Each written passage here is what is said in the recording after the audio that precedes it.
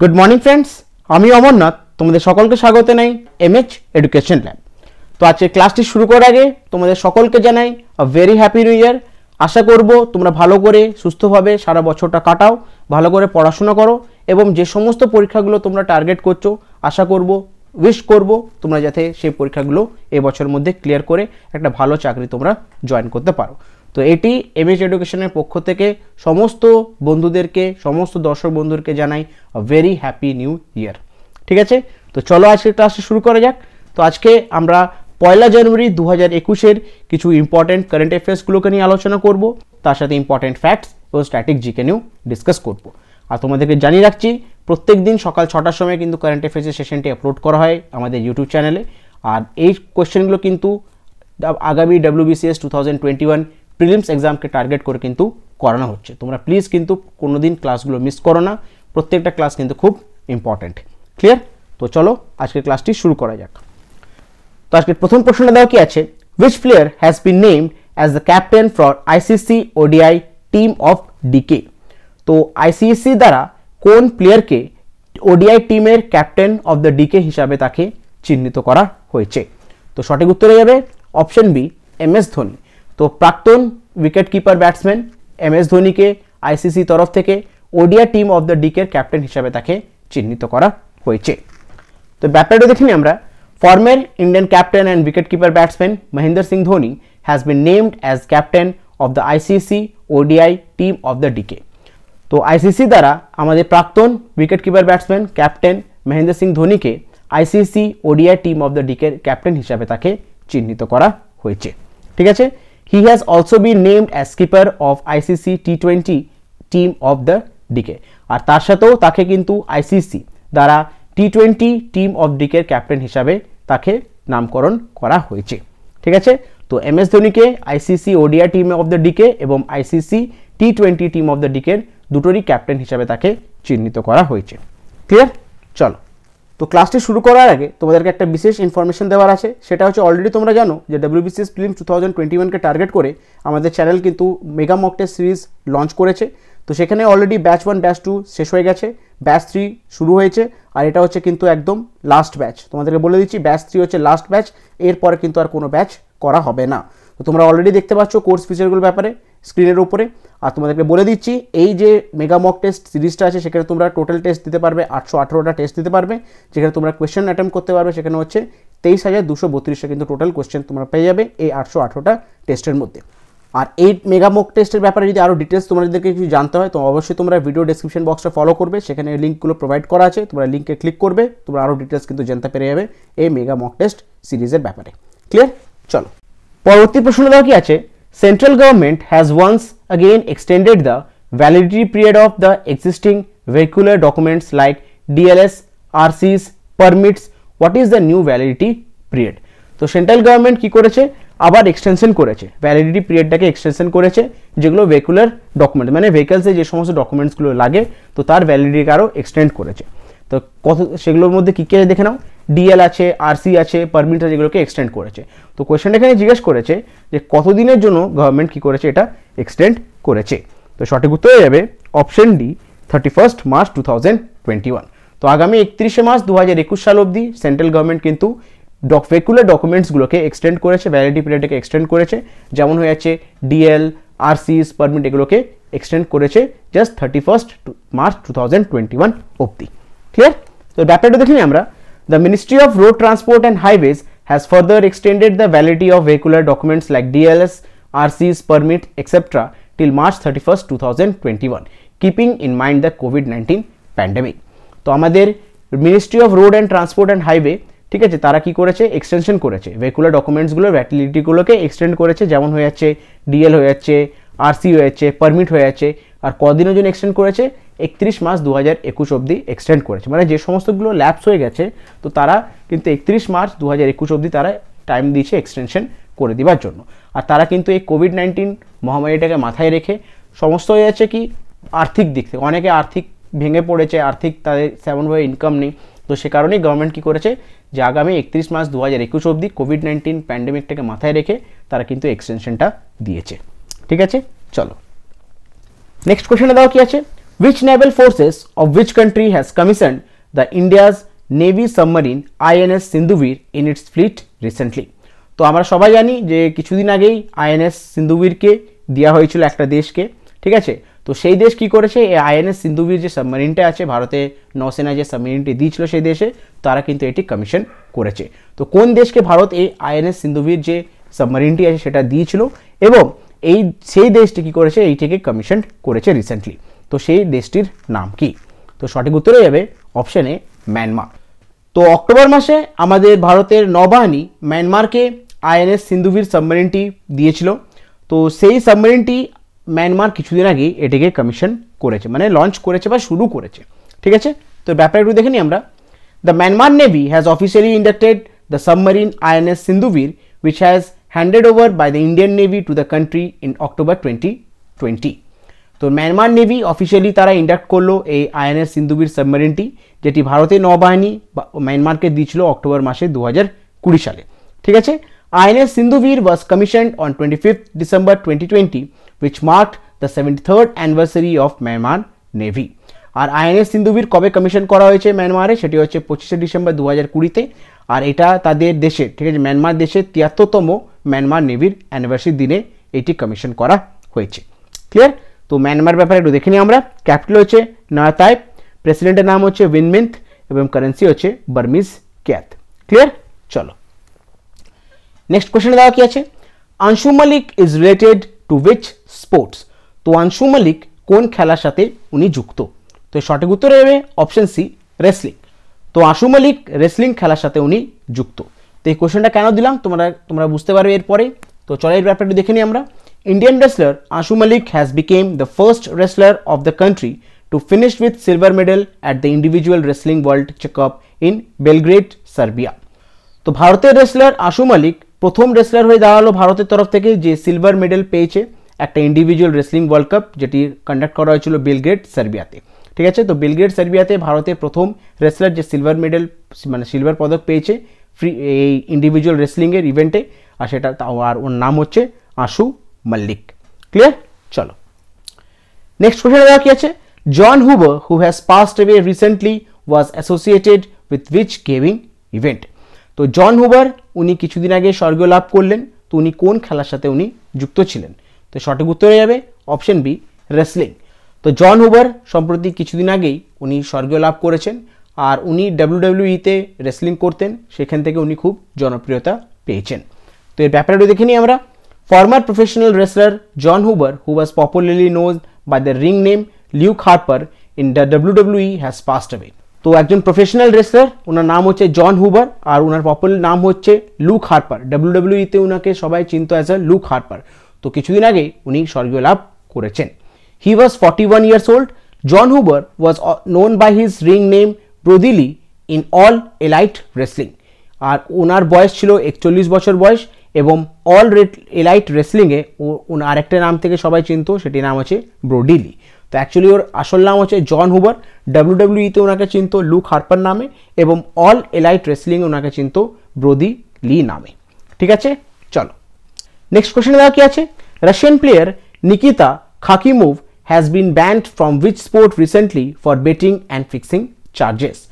তো Russian player Nikita খাকিমোভ কোন খেলার সাথে যুক্ত এবং ওনাকে বেটিং এবং ফিক্সিং চার্জেসের জন্য ওনাকে ব্যান করা হয়েছে? তো উনি কোন খেলার সাথে যুক্ত? তো সঠিক উত্তর হবে অপশন এ, ব্যাডমিন্টন। তো রাশিয়ান প্লেয়ার নিকিতা খাকিমোভ ব্যাডমিন্টন খেলার সাথে যুক্ত। তো ফিক্সিং চার্জেস এবং বেটিং চার্জেসের জন্য ওকে কিন্তু ব্যান করা হয়েছে। তো ব্যাপারটা দেখে নিই আমরা। The Badminton World Federation has imposed a 5-year ban on Russian shuttle Nikita Khakimov for charges of betting, wagering and irregular match result. তো ব্যাডমিন্টন ওয়ার্ল্ড ফেডারেশন নিকিতা খাকিমোভ, যিনি হচ্ছেন একজন রাশিয়ান শাটলার, মানে রাশিয়ান ব্যাডমিন্টন প্লেয়ার, তো ওকে 5 বছরের জন্য ban করেছে। Ban করার মূল কারণটা হচ্ছে বেটিং, ওয়াগেরিং এবং ইররেগুলার ম্যাচের কারণ, রেজাল্টের কারণে কিন্তু ওকে ব্যান করা হয়েছে 5 বছরের জন্য। আর এই ডিসিশনটার নিচে ব্যাডমিন্টন ওয়ার্ল্ড ফেডারেশনের তারা, ঠিক আছে। চলো নেক্সট কোশ্চেন দাও কি আছে, the under twenty football world cup 2021 has been postponed to 2023, which country will host the event?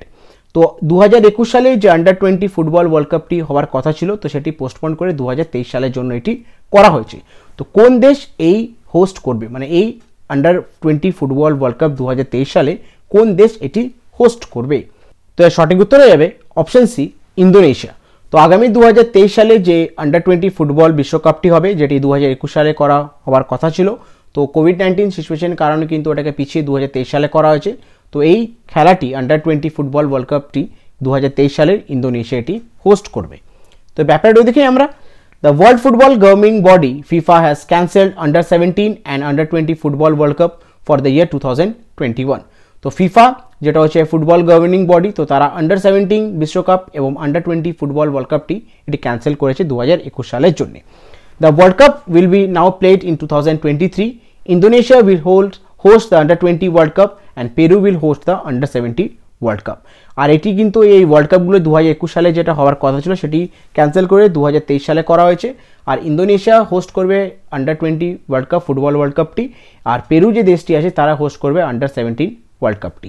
ঠিক আছে, তো ইন্দোনেশিয়ার ব্যাপারে দেখে নিই আমরা। ক্যাপিটাল হচ্ছে জাকার্তা, কারেন্সি হচ্ছে ইন্দোনেশিয়ান রুপিয়া এবং প্রেসিডেন্টের নাম হচ্ছে জোকো উইদোদো। ক্লিয়ার? চলো নেক্সট কোশ্চেন দেওয়া কি আছে, which player has been named as skipper of the latest ICC test team of the decade? তো আইসিসি দ্বারা test team of the decade এর ক্যাপ্টেন হিসাবে কাকে সিলেক্ট করা হয়েছে? তো সঠিক উত্তর হয়ে যাবে অপশন ডি, বিরাট কোহলি। তো বর্তমান ভারতের ওডিআই ক্যাপ্টেন, টি-20 ক্যাপ্টেন এবং টেস্ট ম্যাচের ক্যাপ্টেন বিরাট কোহলিকে ICC test team of the ডিকের ক্যাপ্টেন হিসাবে তাকে সিলেক্ট করা হয়েছে। তো ব্যাপারটা দেখি আমরা, Virat Kohli has name the captain of ICC test team of decade, Ravi Ashwin is the only other Indian in this list. তো একটা লিস্ট তৈরি করা হয়েছে, ঠিক আছে, যেখানে বিরাট কোহলি টেস্ট টিমের ICC test team of the ডিকের একটা লিস্ট তৈরি করা হয়েছে, যেখানে বিরাট কোহলি হচ্ছে ক্যাপ্টেন এবং আর এই লিস্টের মধ্যে, এই তালিকার মধ্যে কিন্তু আর একটি ভারতীয় নাম আছে এই টেস্ট টিমের, সেটি হচ্ছে রবিচন্দ্রন অশ্বিন। ঠিক আছে, যার শর্ট ফর্ম হচ্ছে রবি অশ্বিন। তো তার কিন্তু এই লিস্টের মধ্যে কিন্তু দুটো ভারতীয় নাম আছে, আর ক্যাপ্টেন হয়ে আছে বিরাট কোহলি, আর একটি বলার হয়ে যাচ্ছে রবি অশ্বিন। ঠিক আছে, রবি অশ্বিন এবং বিরাট কোহলিকে এই ICC test team of the ডিকের লিস্টে কিন্তু তাদেরকে রাখা হয়েছে। ক্লিয়ার? চলো নেক্সট কোয়েশ্চেন দাও কি আছে, who has launch Jan Rasoi canteen in Delhi? তো জন রসোই ক্যান্টিন দিল্লিতে কে লঞ্চ করেছে? তো সঠিক উত্তর হয়ে যাবে অপশন সি, গৌতম গম্ভীর।